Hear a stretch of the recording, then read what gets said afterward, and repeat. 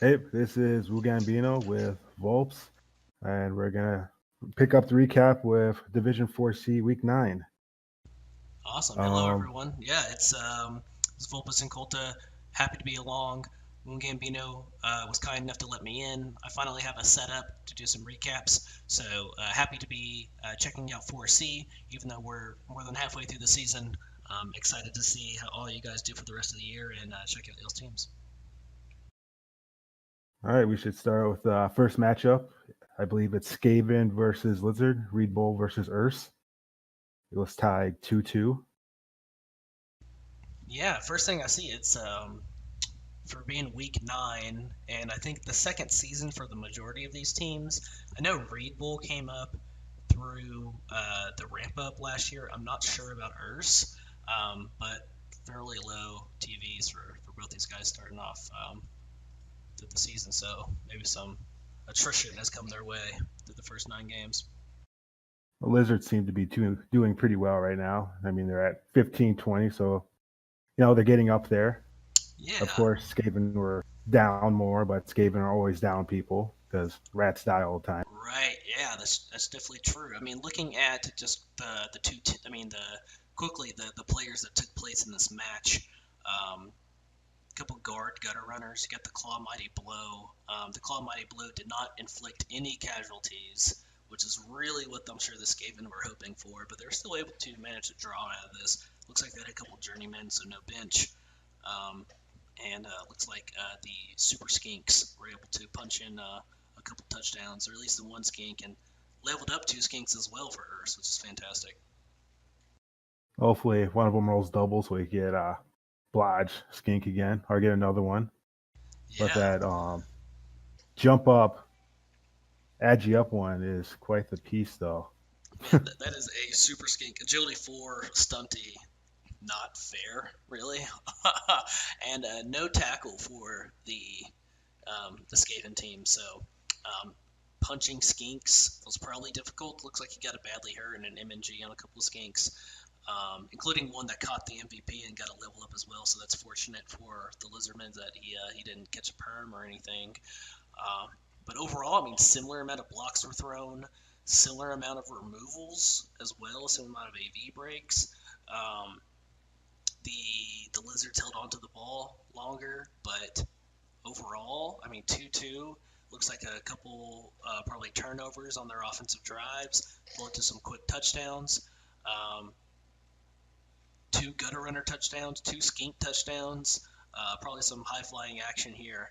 Um, and 2-2, which is a probably not a result the coaches would have wanted, but I mean, just looking at the stats here, probably was a pretty entertaining match. I only can imagine. Well, I'm not one for playing either Lizards or, you know, Skaven, but yeah, they can be quite the pain, especially if you can't get removals. Yeah, But pretty, like I said, pretty even dice or pretty even stats throughout. So yeah, let's look at the next one. Uh Pro Owls versus Chorfs. Gunner 2-3 versus Wait Hold My Beer. Chorfs won that 2-1.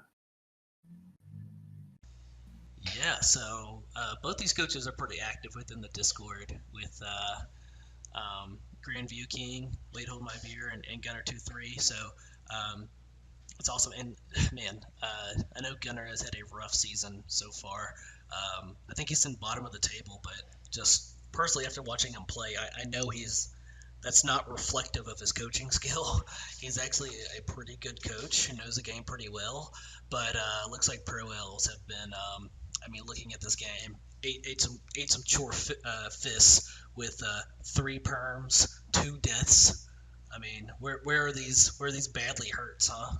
Four injuries and one M and G and 3 perms. I mean, that's rough cast I know dice. the Agi 5 lineman piece, Awful, awful. wrestle, dodge. Oh, man, that's Yeah, terrible. that's a great And piece. And then a catcher, which, I mean, yeah, they can level up easy, but like pro of catchers really need some skills. They're not good as rookies. They're not even really that good at 6 SPP.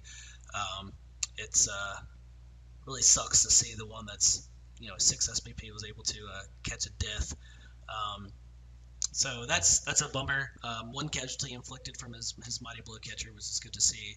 At least the super blitzer here was able to catch an MVP. Another step towards legendary. I've seen within the Discord that Gunner 2-3 is potentially looking at re-rolling next year, just because Pro Elves are hard, man. I ran Pro Elves in another league for about 40 games or so, and the attrition's real.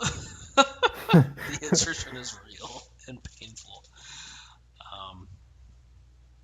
The best of luck to him for next game. We'll see who he plays next. Yeah. Looking at the remainder of the season, I would not be surprised if we see him catch, win the next, 3 or 4 of his remaining games. Like he's a good coach. The standings is not reflecting his skill.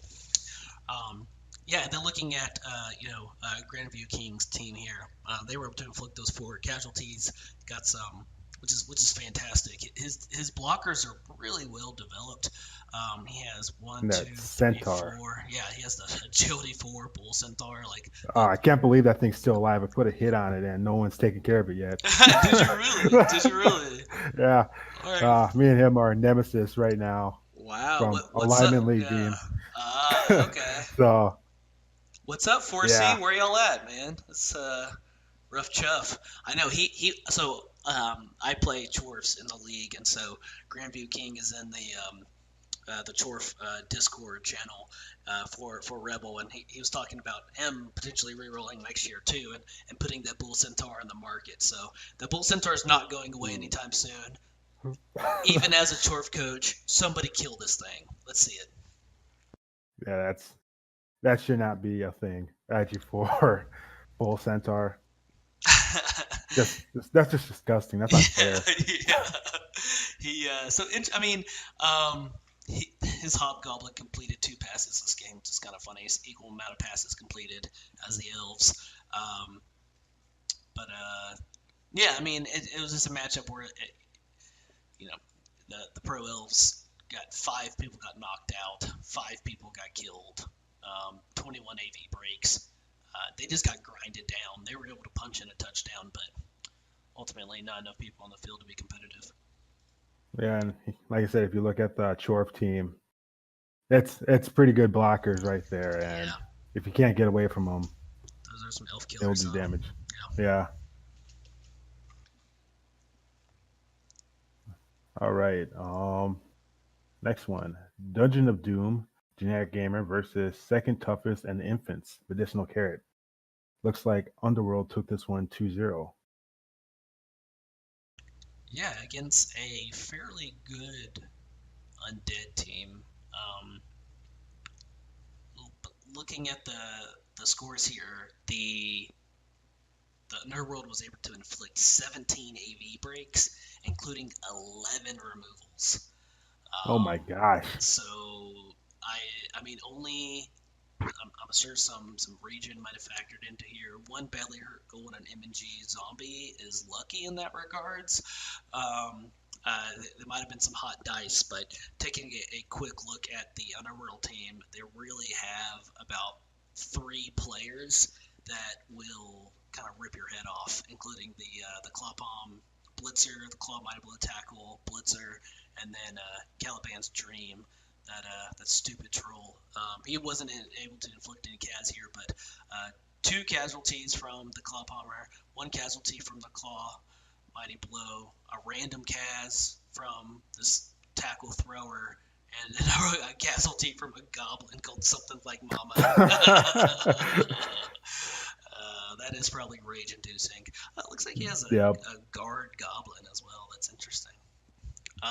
That'd be annoying. I mean, just kind of gets anywhere. Yeah, just guard on your ball carrier. He doesn't have any defensive skills. I guess dodge is partly a defensive skill if there's no tackle involved. So I'm not surprised he's MNG'd. Guard goblins are probably similar to elf guards, where they're here for a good time, not a long time. Yep. But that's interesting. I mean, without actually looking at the game itself, it really looks like the Underworld just had one, the tools to kind of can open the undead, and two, I know Medicinal Carrot is a really good coach.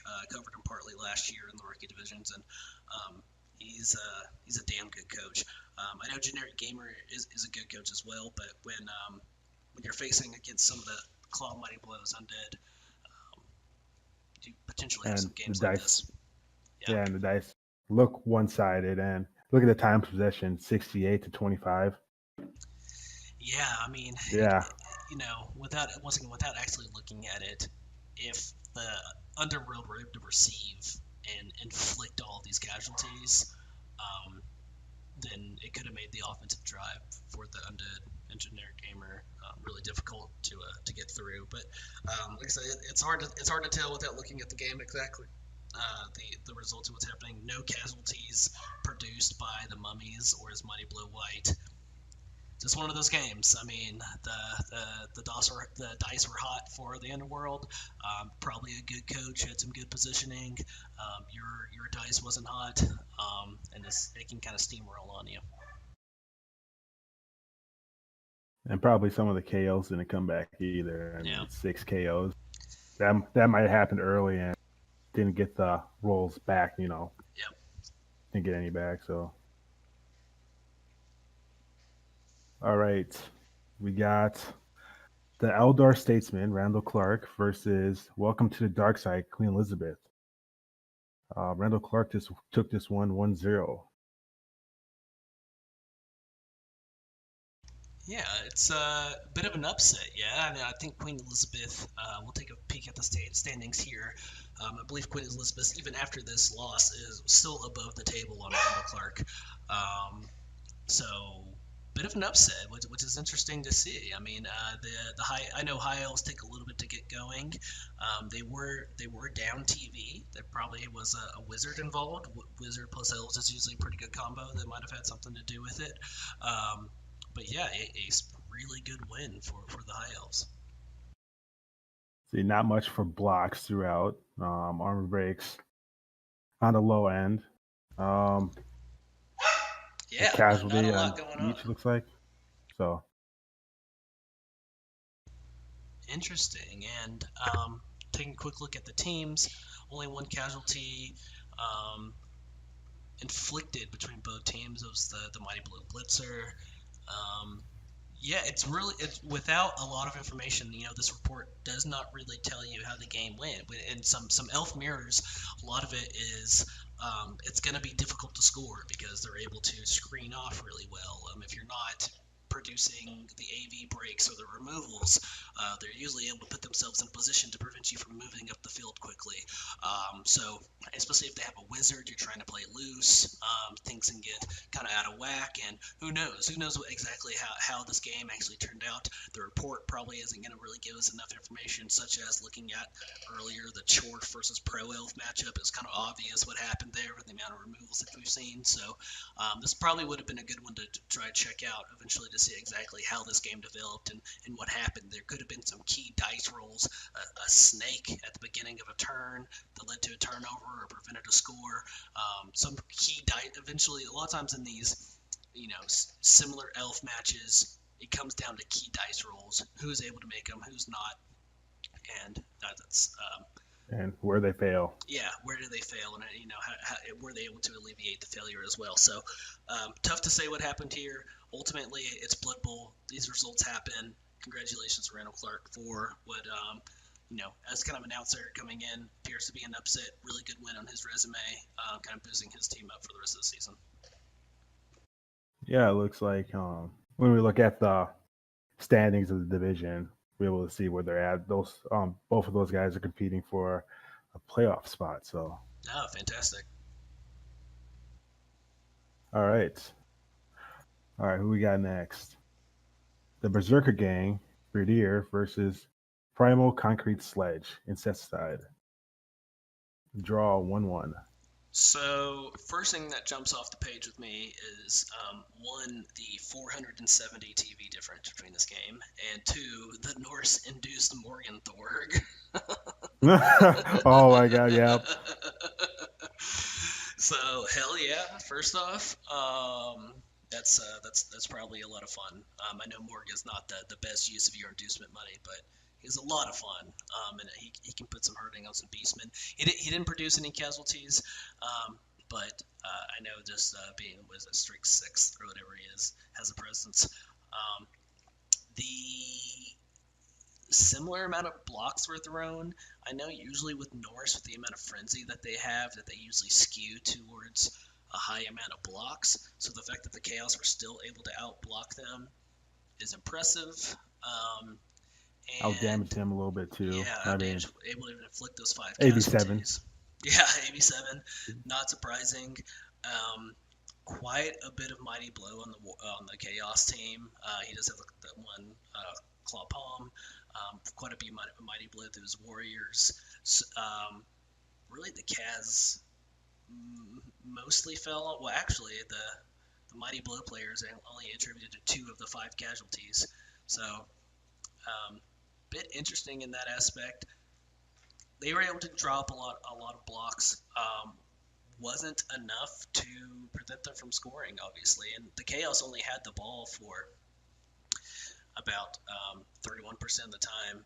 So, and it looks like the Norse actually had possessed the ball at some point in the first and second half. So it probably was a bit of a messy game. Kind of hard to tell here, but the Norse were able to punch in a touchdown before the casualties got to them too bad. Only 1 perm on a kind of a shithead lino, which is all right, but 4 badly hurts, you'll take that. Some pretty good MVPs on both ends as well. So yeah, interesting. It's one of those matchups where as Chaos Claw isn't useful for the most part, and sometimes those beastmen can be vulnerable for getting knocked out and stuff. So interesting. It was a interesting game. Morg makes a presence. Yeah, I just realized Agi, is that an Agi 5 lineman that's just badly hurt? That is an Agi 5 oh man, tackle lineman. Yeah, that's funny. That's a beast. I mean, Agi 5 is good, but you really want some dodge on that Agi 5 to really kind of capitalize on his ability to kind of dodge into tackle zones. But that's interesting. I mean, if he ever gets something like sure hands, then he could just be like a badass ball retrieval that can toss it to whoever needs to catch the ball. So that's interesting. yeah. Norse probably need the stat ups to compete at really high TV, so I don't hate it. It's got some super Norse linos out there. Okay, and then we got Night Elf Brohawk, Raaraar, and the goats of all time, Kiwi Bird 44. The Dark Elves took it 2-1. And they stay undefeated. 9, Yep. not just undefeated, but they have won every game so far. So incredibly impressive. 2-1 victory over Chaos team. They were able to outblock this Chaos team. They were able to out AV break this Chaos team, outpossess them. That's impressive victory. Look at all those stat ups on Dark Elves, though. Jeez, Movements, 2 strength up, Witch Elves, 2 of them. That's glorious, man. Those are some beautiful pieces. 2 strength 4 witches. That's that combines so well with the frenzy and the jump up. Man, that's fantastic. That's a nasty team. Agi 5, Blodge, sidestep, tackle, so blitzer. He has, a palm jump up tackle blitzer. Jeez, man, that's a beautiful Dark Elf team. Yeah, that's gonna be a tough. I can understand why they've won so many games. I think it's a good coach as well. So, wow, that's yeah. I'm sure they're fun to watch. And then the goats of all time, they got Max Spleen Ripper that didn't do anything. Probably injured himself on yeah, first turn. First turn rolls on that's what usually happens to me. Or he just got sent off. Yeah. Foul right away. That's funny. And then He also has a Minotaur Shack, which I don't even know who that is. That's a star Who's player. Shaq? No, is that no? Oh, I thought that was a Oh, I was star about to say. player. That's okay. I was like, is that really a star player named Shaq as a Minotaur? No, that's his own. I get it now. Jordan, Montana, Brady. Yep. Yeah. That's actually hilarious. And it's funny Of course, enough. the Jordan piece gets to add you up. Yeah. He needs to get Leap next. Oh, that would be awesome. Oh, Leap Chaos Warrior. There you go. That's funny. It looks like his best player isn't actually named after an athlete. Ross Gore, the Blodge Mighty Blow Beastman, one of his best players. That was probably like a loner that did really well in the game and got level up, and so he's like, I guess I'll have to take him, and maybe he might die sooner or later, but This is an interesting still team. kicking it. Yeah, I mean this Chaos team doesn't have a lot of kill skills. He only has the one tackle. Didn't really look like he has the tools to be able to beat this Dark Elf team. He was able to punch in a touchdown, which is good. But he has a lot of block, a few guard pieces sprinkled in. Not your typical Chaos team. Looks like it's a pretty fresh Mino as well. So, yeah, they may be 1640 TV, but they're probably looking at another 400 to 500 TV before they really start to hit their stride. So, Yep. I would say, the Night Elf Brohawk definitely had the better team going into this, better record, and came out on top once again. No, overall, both teams look pretty decent. Maybe the Chaos need another, like the rest of the season, to build up on skills and all that. So, Yeah. all right, and we got our last game. The Riding Cumboys, Buzzard 295 versus Orcs with Forks, Tater Spiral. Orcs came away with this one. Yeah, that's a tough matchup typically for Orcs when you're looking at the two TVs, 1780 versus 1720. Quick glance at this Nurgle team though, no claw and just the two mighty blow. So it looks like probably a similar story to the Chaos we just talked to. For 1780 TV, this Nurgle team probably needs another 200 to 300 TV for them to start becoming what kind of the team that can start destroying Orcs. They were able to generate 70 blocks. Insane with that. I know, and their time possession was like 50%, and Wow. Orcs with Forks had 25, and they managed to win it too. Yeah. I mean, so they must have stole the ball. Wow. At some point. Insane. Well, I mean, yeah, they barely held on to the ball. They were able to punch in a touchdown somehow, some way. The agility for Blitzer. Man, what a strange. Yeah. result. What a game though. I mean, Yeah, against all odds, he managed to pull it out. I know Taylor Sproul's not having the best of season right now. I think I played these guys with my team last year in a rookie division. Gotcha. And yeah, he beat me. Yeah, but yeah, it's pretty good that he was actually able to get that, and the troll leveled up too. So let's see what he gets with that. Nice, glorious. Yeah, that's awesome. The Raaraar, that's double MNG, and got the MVP and leveled up Cowboy Magic. This didn't die. They usually explode, so maybe get some dirty player or some blocker wrestle on them. Yeah, that's interesting. What a strange result, but good for Tater Spyro to pull this one out. Definitely probably was not a fun game for him to continue to get beat up, but somehow was able to come out on top. So it's great. Yep. Should we look up the next matchups, or should we look at the standings? Let's take a quick look at the standings before we dive into the next week's matchups.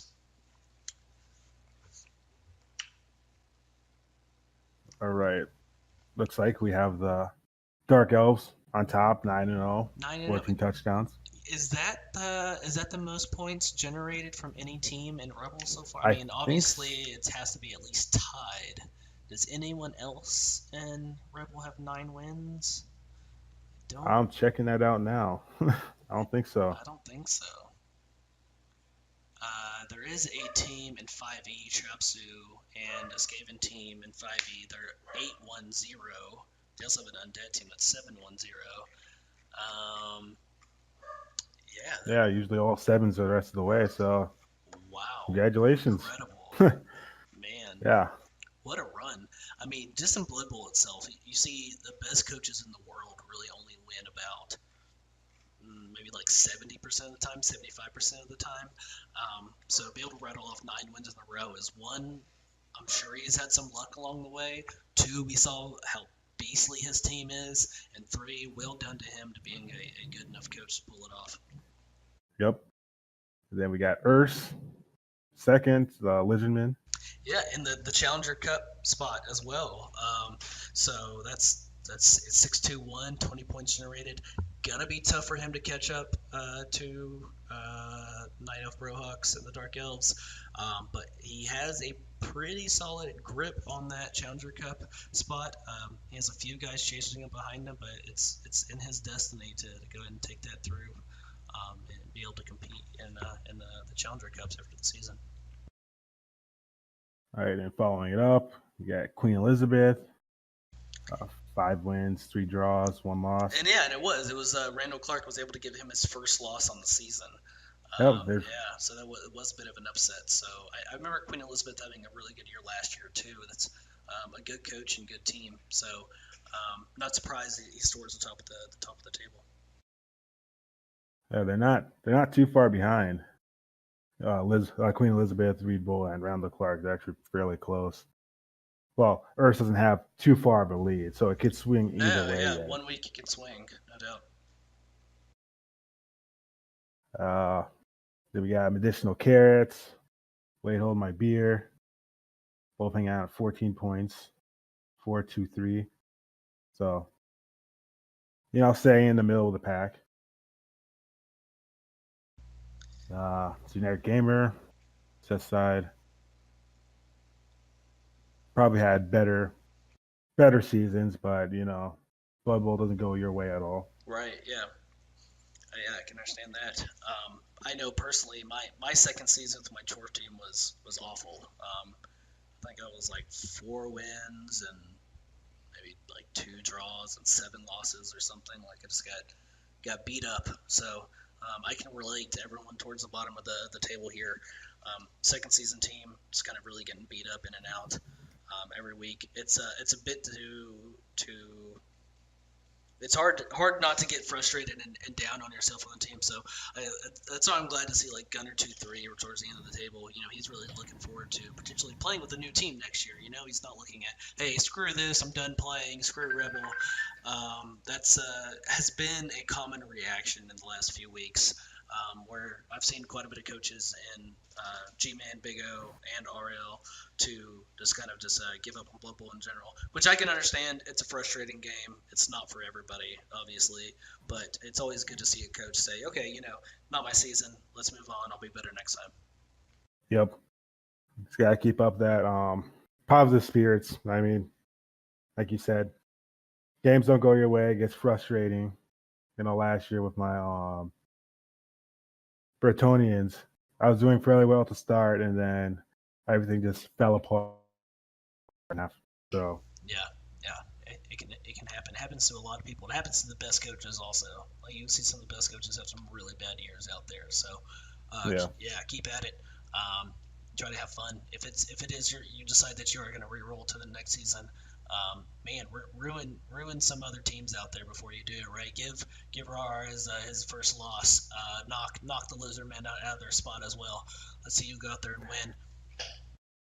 Yeah, be that upset team that like crushes everyone else's dream. Yeah, because you can't have it. Yeah, that's glorious. That's even sweeter than before. Foul those strength 4 witch elves. Foul those agility 4 bull centaurs. Let's do it. All right, and then with that, let's take a look at the next matchups for Week 10. All right, I got it loading here. Hold on. Some infinite load screen. All right. Week 10. Queen Elizabeth versus Reed Bull. So I'm guessing that's Skaven versus Dark Elves. Yep. It is. And Dark Elves have 500 TV value over the Skaven. So jeez, that's rough for the Skaven. Yeah, that jumps off the page. I mean, I don't care what two teams are facing. You're down 500 TV. It's going to be tough for you to win. You can see kind of any kind of stats that you want. Being down that TV is a serious disadvantage, no matter what two races are playing. So, and we saw Queen Elizabeth be just now got his first loss, and is towards the top of the table, trying to fight for that challenger spot. Rebbl and Skaven is too. I believe they're right next to each other. I think these are number 3 and 4 in the table themselves. So two really good coaches. Skaven can, with the Wizard, gutter runners. Wizards can equal win if the situation falls correctly, but it's going to be tough. Yeah, especially getting away from those. Queen Elizabeth has 3 movement 8 pieces, so getting away from them alone. Yeah, a bit faster Dark Elf team than you're typically used to seeing. And then next game matchup, we have Primal Concrete Sledge versus Second Toughest in Infants, Medicinal Carrot versus Incesticide. So Underworld versus Chaos. All right, got some kill power here going into this one. This actually looks like it can be a good matchup. Yeah, so first thing I see is that Underworld actually has 220k in cash, so that's 70 of his current team value is attributing that. I'm not sure if he plans on I'm not sure if he has any missing positionals or how he plans on spending that cash, but that's going to give him a pretty significant TV disadvantage going into this game. I know Incesticide actually has like quite a bit of Mighty Blow, pretty good developed warriors. He has a Claw Palm piece that can really do a lot of damage to this Underworld. But he only has 1 tackle piece, and the other one, interesting. The pile on piece, is missing this game. Oh wow, is he really? So two tackle pieces. My apologies. Wow. But yeah. Ooh, that's a big miss. He does have the Frenzy Tackle Mighty Blow. That's pretty much just a Goblin Wrecker Beastman. Yep. But besides that, he actually has. I mean, he does have 3 Mighty Blow. His warriors are going to have to do some work and carry the majority of the load going into this one. The Underworld are fairly healthy. He does have a Niggle Thrower. Maybe he replaces that with his cash. Who knows what he wants to do? But it'll be interesting.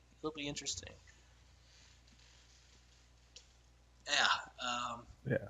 It could be one of those games. Whoever has the hottest injury dice wins it. But I expect to see some blood. Can't take out those goblins. Yeah. It's yeah, a good chance to just stomp on your head. But that's interesting. I think this could be a bloody match. All right, next matchup. We have the GOATs of all time versus Chorf. Kiwi Bird 44 versus Wait Hold My Beer. So. Yeah, and man, I mean, just to show, I know I was just kind of harping on team value and the differences, but the fact that these two teams are similar team value kind of shows the efficiency and kind of bullshittery of Chaos Dwarves, because he obviously has a lot more tools available to him to win, even though the TV value is so similar. So no Claw on the Chaos team. No Claw either on the Chorf team, but they have a lot more Mighty Blow. They have a Pile-On. They have some stud Bull Centaurs. Yeah, I think I'm not sure you'd find many people that would disagree that the Chaos Dwarves have a much better team, even though they're at similar TV value. But if anything, Kiwi Bird, take out that Bull Centaur. Like, seriously. Do everyone a favor. That's right, Kiwi Bird. We're challenging you. This match, kill that Bull Centaur. Kill him dead. All right? That's what we're looking for. Is there a bounty on him, or is it just a hit? Yeah, I put a bounty on him. What was the reward? I think it was like only like 10. $10. Yeah. I'm doubling that. $10 more. My $10 is going into this. So $20. $20. Kill it. And it needs to be dead or retired. Can't let that thing hit the market. Hopefully dead so we can see his tears. So we can mount his head on, above the fireplace. So while we're sipping our whiskey, doing these recaps, stare into his face and know that he's dead.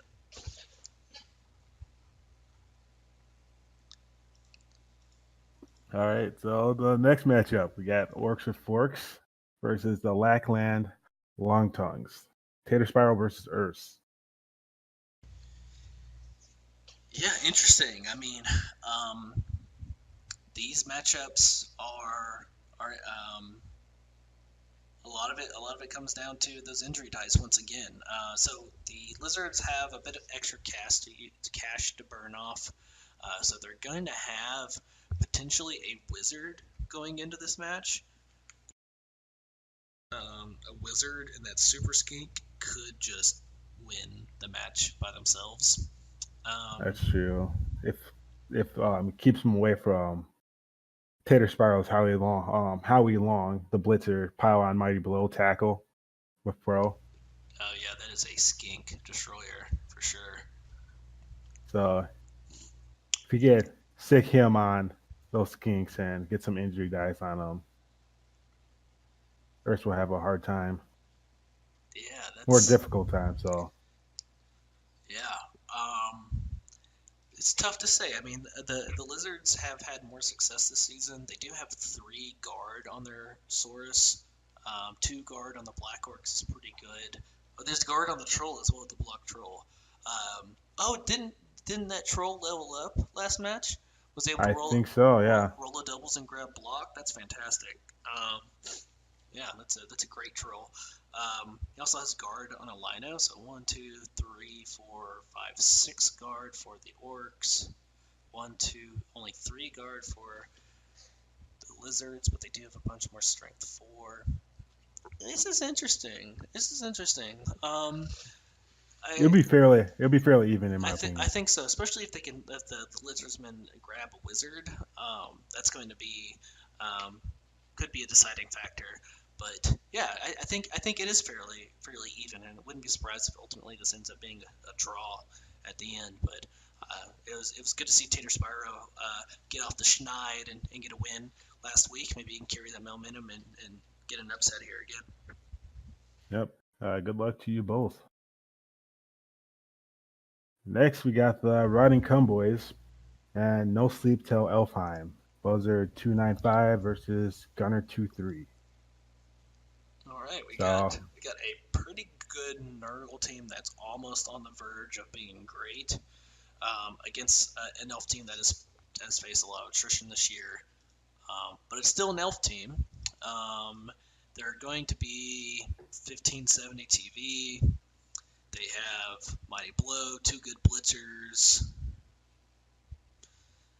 Buzzard only has 1 tackle piece. Only 1 tackle piece for the Nurgle. The Elves are gonna have a wizard. Yeah, it'd be interesting. I'm calling it. I think this is gonna be Gunner's first win of the season. Nothing against Buzzard. Nurgle are just hard to win with. They're really good at killing people. They're hard to win with. And his team is on the verge of being able to destroy most teams. I don't think he's quite there yet. I think Gunner's better than what his record says it is. I'm calling it first win for Gunner. Right. Good luck to you both. Yeah, hopefully Gunner's able to pull this one off. It'll be nice to see, him getting a win. Yeah. So. Yeah, no doubt. Next we have our leader, Night Elf Brohawk versus Dungeon of Doom. A 2040 versus Generic Gamer. 2040 team value Dark Elf team. Get out of here. Oh my gosh. Yeah, I mean, a lot of it is built into the stats, but his core 5 players 6 players, the 4 blitzers and 2 witch elves, are incredible. Yeah, those 5 players alone are the entire team. Incredible. Yeah. 200, 200 values, 190, and another 210. Incredible. Yeah. I mean, I'm sorry, generic gamer. You're gonna be a good coach. He has the better team coming into this match. Yeah, you got an uphill battle there, man. Yeah. You can take out a witch elf or something. That'd be nice. Yeah, he really needs his white, the Hugh Morris, and his 2 Yetis to actually put on a show to win this one. I mean, he can get a wizard. Hey, I'm not saying this is good for you to win, but spite bolting one of those witches could be fun. Yeah. Could be very deadly too. Yeah, think about that one. All right, and then last but not least, we got the Berserker Gang versus the Eldar Statesman. Bradier versus Randall Clark. All right, so a little bit of an even matchup. It looks like the Norse might be right on the verge of not quite being able to get a wizard, maybe a bribe or something if they want, or some babes. They do have 2 players who can actually just kill some elves, and his 2 berserkers, chunky drink slots and macho body hair. Those guys can actually put a whooping on some elves. But ultimately, I think the elves probably have a better team in the end. Strength 4 blitzer with leap. They are elves, agility 4 across the board. I think it's going to be tough for the Norse to win this one. Really needs his berserkers to go off. And maybe we see some agility 5 bullshit to pull something off for him. Oh yeah, that leap strength up blitzer. It's going to be cage diving. So yeah, that's a great piece. I like that. Yeah, if you could actually remove that piece, that would be great because yeah. that'd help you out a lot. It could be game changing on the offensive end of being able to, more consistently move the ball up the field for sure. Yeah, and force him to actually use his catchers a little bit more. Yeah, expose that 8v7 a bit more as well. Yeah, I think that concludes all the teams. Excellent. Yeah. Thanks, Wu. I do appreciate you, helping me out with this, bringing me on, and introducing me to the division. I'm excited to start actually catching some of these games and finishing out recapping for the rest of the season. Looks like there's some great coaches and some great teams in here. And like I said, biggest thing, I want to see some deaths on these super players out there. So once again, doubling up on Wu's bounty on the agility for Bull Centaur. $20, get it done, somebody. Yeah, somebody, please. So he can be mad at me even more. So. Yeah, thanks for listening to us. Excellent. Yeah, we'll catch you on the Discord. All right, good luck in your games.